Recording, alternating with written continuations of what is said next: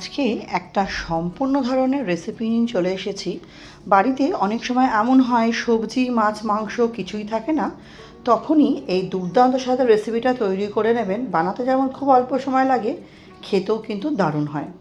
তার জন্য আমি একটা বাটির মধ্যে নিয়েছি 1 কাপের সামান্য কম একটু বেসন। এই পুরো রেসিপিটাই কিন্তু আজকে আমাদের বেসন দিয়ে হবে। এই বেসনের মধ্যে আমি দিয়ে দেবো হচ্ছে হাফ চামচ মতো গোটা জিরে আর হাফ চামচ মতো জোয়ান। একটু হাতের মধ্যে নিয়ে একটুখানি জাস্ট একটু ক্রাশ করে দিলে গন্ধটা খুব ভালো হয়। আর এর মধ্যে আমি দেবো স্বাদ অনুযায়ী নুন দিয়ে দেবো এর মধ্যে, আর দেবো হাফ চামচেরও অল্প একটুখানি হলুদ, আর দেবো কাশ্মীরি লঙ্কার গুঁড়ো, যাতে কালারটা খুব সুন্দর আসে। সেটা সম্পূর্ণ অপশনাল, আপনারা না চাইলে সেটা না দিলেও হবে। কাশ্মীরি লঙ্কার গুঁড়োটা সম্পূর্ণ অপশনাল। তো এবার কাশ্মীরি লঙ্কা গুঁড়োটা দেওয়ার পর আমি গুঁড়ো মশলাগুলো একটু প্রথমে মিশিয়ে নেব। হাতের সাহায্যে এটা মেশাবো, আপনারা চাইলে চামচ দিয়েও মেশাতে পারেন। গুঁড়ো মশলাগুলো প্রথমে খুব ভালো মতো একটু মিশিয়ে নেব। তারপরে অল্প অল্প করে জল দিয়ে এটা একটা ব্যাটার তৈরি করতে হবে।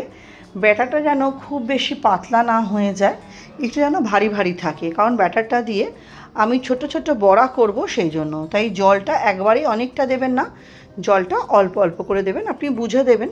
ঘনত্বটা কিন্তু একটু ভারী হবে, মানে একদম পাতলা হবে না, একটু ঘনত্বটা ভারী হবে, যাতে আমি যখন ব্যাটারটা দেবো যাতে আমার বড়াগুলো সুন্দর আর সফট হয়। আর খুব ভালো করে কিন্তু এটাকে আমাকে ফেটাতে হবে। যত ভালো আমি ফেটাবো তত ভালো কিন্তু বড়াটা স্পঞ্জি আর নরম তুলতুলে হবে। দেখুন, এটা সুন্দর করে আমি একটু ফেটিয়ে নেব। ফেটানোটা একটু সময় নিয়ে করতে হবে। আর এর মধ্যে আমি দিয়ে দেবো হচ্ছে বেশ খানিকটা ধনে পাতা আর 1 চিমটে মতো বেকিং সোডা দিয়ে ধনেপাতা আর বেকিং সোডাটা খুব ভালো মতো মিশিয়ে নেবো। ধনেপাতাটা হাতের কাছে থাকলে অবশ্যই দেওয়ার চেষ্টা করবেন। ভালো মতো এটাকে আমি ফেটিয়ে নিচ্ছি। ঘনত্বটা কীরকম থাকবে সেটা অবশ্যই আমি আপনাদের দেখিয়ে নেব, যাতে আপনাদের বুঝতে সুবিধা হয়, তার জন্য। দেখুন, এই যে হাত দিয়ে এরকম তুললে যে এরকম ঘনত্বভাবে পড়ছে, এরকম থাকবে, একটু ভারী ভারী হবে। এবার এটাকে আমি একটা সাইডে সরিয়ে রেখে অন্যদিকে একটা মশলা করে নেবো। তার জন্য একটা মিক্সিং জার নিয়েছি, তার মধ্যে দিয়ে দিয়েছি একটা টমেটো 4 ভাগ করে দিয়ে দিয়েছি।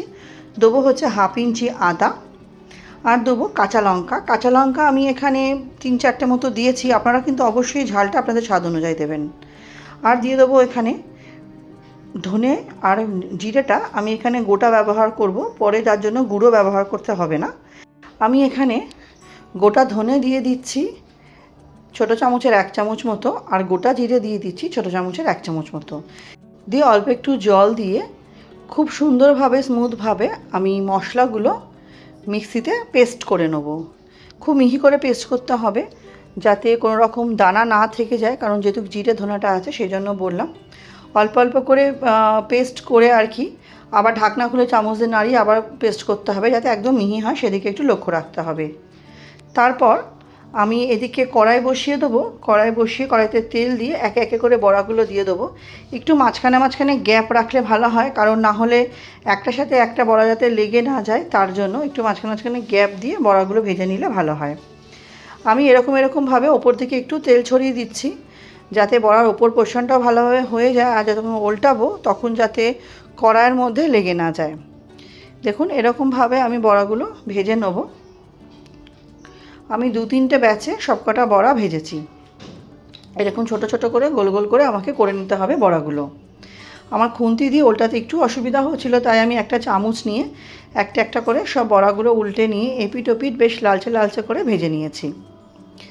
আমার রেসিপি আপনারা কে কোথা থেকে দেখছেন অবশ্যই কিন্তু জানাবেন বন্ধুরা। আপনাদের সুন্দর সুন্দর কমেন্টগুলো পড়তে যেমন ভীষণ ভালো লাগে, আপনাদের কমেন্টে কিন্তু আমি রান্না করা উৎসাহ পাই। চ্যানেলে নতুন বন্ধু হয়ে থাকলে চ্যানেলটি সাবস্ক্রাইব করে পাশে থাকা অনুরোধ রইল। পাশে থাকা বেল আইকনটি প্রেস করে অল নোটিফিকেশানটা অন করে দেবেন, যাতে আমি চ্যানেলে নিত্য নতুন যখনই রেসিপি আপডেট করব সবার আগে আপনাদের কাছে নোটিফিকেশান পৌঁছে যাবে। আমার সবকটা বড়া দেখুন ভাজা হয়ে গেছে। এবার যে তেলটা আছে তার মধ্যে আমি তেজপাতা, শুকনো লঙ্কা, গোটা গরম মশলা আর সাদা জিরে ফোড়ন দেবো। গোটা গরম মশলার মধ্যে এলাচ, লবঙ্গ, দারচিনি দিয়েছি, আর হাফ চামচ মতো সাদা গোটা জিরে ফোড়ন দিয়ে ফোড়নটা একটু ভালো মতো আমায় কিন্তু কয়েক সেকেন্ড একটু নাড়াচাড়া করে নিতে হবে। যখন দেখব ফোড়ন থেকে একটা খুব সুন্দর একটা মিষ্টি গন্ধ বেরোবে, তখন যে মশলাটা আমি বেটে রেখেছি সে বেটে রাখা মশলাটা কিন্তু দিয়ে খুব ভালো মতো কষিয়ে নিতে হবে। আমার ভিডিওটি যারা এতক্ষণ দেখছেন কিন্তু একটি লাইক করতে ভুলে গেছেন, অবশ্যই একটু লাইক করে ভিডিওটি কন্টিনিউ করবেন। আর রেসিপিটি ভালো লাগলে অবশ্যই পরিবার বন্ধুবান্ধবের সাথে শেয়ার করবেন। আপনাদের একটা শেয়ার বা একটা লাইক আমাদের এগিয়ে যেতে অনেক সহযোগিতা করে। মশলাটা কষাবার সময় গুঁড়ো মশলা দেবো কিছু, তার মধ্যে দিলাম 1/2 চামচ হলুদ, স্বাদ অনুযায়ী নুন, আর কাশ্মীরি লঙ্কার গুঁড়ো দিলাম 1/2 চামচ, যাতে রঙটা খুব সুন্দর আসে। খুব ভালো মতো মশলাটা এবার আমাকে কিন্তু কষিয়ে নিতে হবে। আমি এই সময়তেই অল্প একটু চিনি দিয়ে দিয়েছিলাম, সেই সময় কিন্তু আমার ক্যামেরাটা অফ হয়ে গেছিলো, তার জন্য আমি ক্ষমা চেয়ে নেবো। একটু ভালো মতো মশলাটা কষিয়ে নেব। কিছুক্ষণ কষিয়ে নিয়ে আমি আবার মিনিট 2-এর জন্য ঢেকে রাখবো, আবার ঢাকনা খুলে এটাকে আবার কষাবো। এই প্রসেসটা আমি 2-3বার মতো করেছিলাম।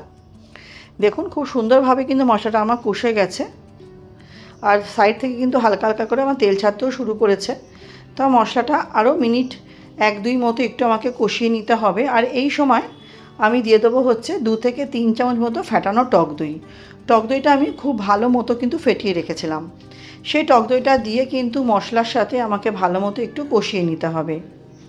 টক দইটা দেওয়ার সময় গ্যাসের ফ্লেমটা অবশ্যই একদম লো করে দেবেন, না হলে কিন্তু টক দইটা ফেটে যেতে পারে।